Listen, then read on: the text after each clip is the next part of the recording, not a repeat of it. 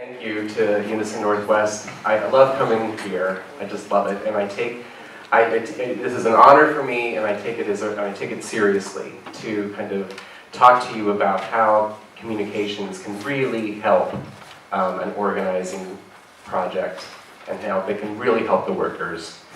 So, I've been asked to send you off in a positive way to energize you for the work ahead, to give you good tidings of great joy. Well, I don't have too many because it's a tough world, folks.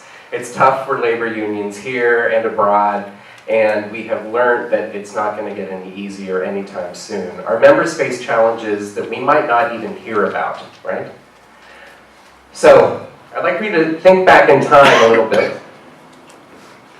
Back to an era when you may hear the Spice Girls on the radio, or watch the League of Gentlemen, or see any movie with Julia Roberts in it. I'm talking about the late 1990s, way back then. Yes, those ancient days when only a small percentage of us understood the internet, let alone used it. Unions began to see the power of the internet even way back then. But ever since then, they've had a, shall we say, complicated relationship with social media. Back in those ancient days, we looked at things like MySpace and Friendster and the new thing called Facebook through two very different lenses. On the one hand, we looked at it as the perfect platform to get our messages across, to galvanize not only our members and groups of workers, but get everyone involved across the planet and form a global movement, make real changes in the workplace and the economy in general. And on the other hand, we greeted the coming of social media with the same dread and fear normally reserved for a new One Direction single. We braced for it. We knew we couldn't escape it, but we had absolutely no plan to avoid it. Sure, we tried in those early days. We set up campaign websites before we even had a strategy in place to win. We looked for catchy slogans, and we paid big bucks to photographers and designers and videographers to dress up our web presence. We built Facebook communities. We went out of our way to lock those pages down with increased security and invitation-only status, and then we sat back and waited for the conversation to happen. Because,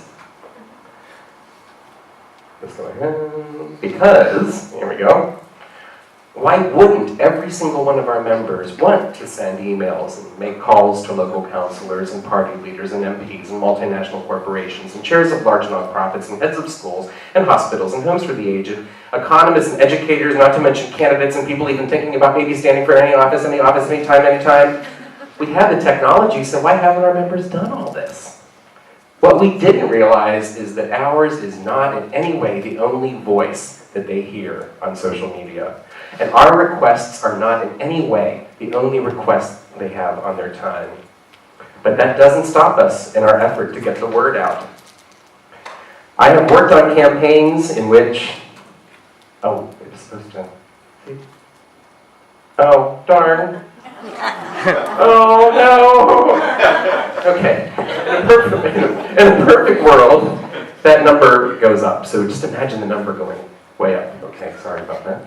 It worked in America. No, I'm kidding. It doesn't stop us in our effort. So when we put things online, we just wait for everyone to make it viral. Well, let me tell you something. Videos don't automatically become viral, and very, very few union videos ever do. We expect all of our members who are online to start to share our Facebook posts and to retweet our tweets. And why wouldn't they be doing it? Because they're a part of the UNISON webpage, or they're part of the SEIU webpage, and they're part of they like us on Facebook, so let's have them do something. But when something fails to go viral, and almost all of it does, it's taken as a personal failure by communicators. It can drag a campaign down. I know as a communicator that's happened to me. We make some fatal assumptions along the way. We automatically assume, as I said, that every one of our members who's active in his or her union is also active and engaged in their union online. But let's be real. How many of us spend our Facebook time reading on the latest trade union news or clicking through stories about local councils or global federations of workers? Well, some of us do. A lot of us in this room, I hope, do. But whether we want to admit it, we spend just as much time, and very likely more, looking at things like this. And this is supposed to be a huge surprise. Babies, puppies, and pop stars.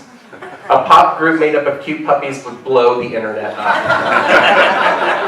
So why should we expect our members to constantly be engaged in everything that we do online? The sharing of posts, and if they comment on posts, they're good measures of social media engagement. We can tell people are reading it, and that's good. It's better than just liking something, right? Making a comment and sharing is much better than anybody can put that little thumb up. And if it's always the same people sharing or commenting and retweeting, it's not a good measure of how well we're doing.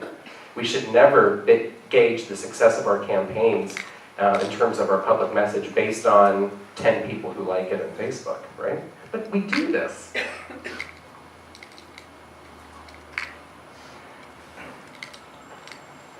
So there's no substitute for one-on-one conversations. I hope you've learned that through the workshops that you've attended today.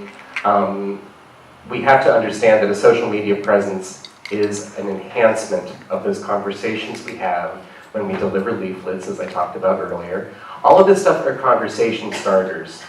The question is, how do we take this weird world of babies and puppies and Facebook posts and turn it into actual action when it comes to our campaigns? Well, it's actually happened, and I'm going to tell you a little bit about the Our Walmart campaign in the US. Have you heard of this? Huge campaign that's been, many years in the making. They do this effectively. They have several staff now whose actual job title is online to offline organizing. Now think about that for a minute. Their jobs are completely focused on converting people who engage in social media via likes, comments, or shares into actual members and actual activists. They do so through traditional organizing, believe it or not. Yes, you've got to go right back to the basics. They have phone calls, they meet one-to-one.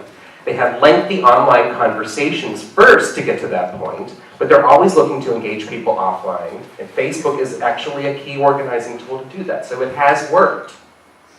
Needless to say, it gives them a geographic reach they could never have. They sometimes send organizers out into the field to other states to talk to people who they first encountered because they've engaged with them online. Now, you have to have staff to do that. You have to have resources to do that. But it can be done. And on these big campaigns, we've shown that social media is not just kittens and puppies, but it actually can turn into real members. Where is that spark that lights the fire? Back in 2011, during the Egyptian revolution, Twitter and Facebook were described by Wire magazine as a spark and as an accelerant fueling the fire for change. Now that spark doesn't come from us at our union offices. It doesn't come from Silicon Valley. It comes from our members themselves, and more specifically, it comes from the stories that they tell us. Now, if you sat in on my workshop today, we talked about those stories and collecting them and how we can use those to energize our campaign. So I'll give you a little example. We know the safety of our children depends on the work of crossing guards, or as they're known in this country, lollipop ladies. Now, I admit, when I first heard this term, totally thought of this. And I wondered, oh, okay, deliverers of candy can be organized. But I digress. So we know the service they provide. We know that they interact with our children every day. We know that they depend on them for a safe transport back and forth to school. And they get to know these children. And we use those as, to coin my term, the baby seal. When we have campaigns, these are the elements that really interact with the public and get the public on our side. Does the worker feel protected? Does she earn enough to live comfortably? We have to learn these stories. And we can take them to use and help us in our campaigns through an active core message. This is a review for some of you who have heard that. They inform the content of our leaflets and also the theme of our social media voice, right? So if you have a leaflet, your Facebook posting should be very similar in tone and core message to what you put online. So you can see there are so many factors that go into achieving the golden goal of developing and fostering an active online membership. I'm going to leave you with a moment from the brilliant Oscar-winning film Birdman. Among these film's themes is attention is power. At one point, the main character's daughter shows him a viral YouTube clip and says, "Believe it or not, this is power." Attention in this world of competing noise is indeed power, and by using the existing strengths of our members and harnessing the impact of their stories, we can do more than grab attention for a few days or a few hours. We can actually make a lasting impression that turns into action and even victory. Thank you.